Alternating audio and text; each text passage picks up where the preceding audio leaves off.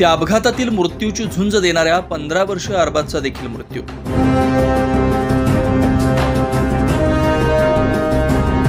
नाशिक मुंबई महामार्गावरील द्वारका उड्डाण पुलावर रविवारी रात्री घडलेल्या अपघातात 10वीत सर्वात हुशार असलेला 15 वर्षीय अरबाज खानचा देखील मृत्यू झालाय।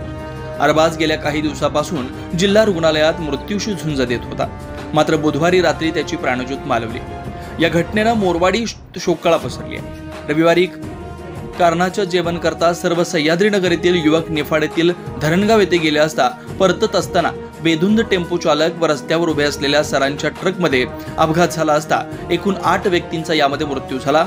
7 कमी वयाचे हे युवक आहेत। यामध्ये सह्याद्रीनगर येथील एकाच परिसरातील 7 व्यक्तींचा मृत्यू झाला असून ज्यामध्ये घरटे कुटुंबातील 2 लहान बंधू व मंडलिक कुटुंबातील पितापुत्र यांचा मृत्यू झालाय।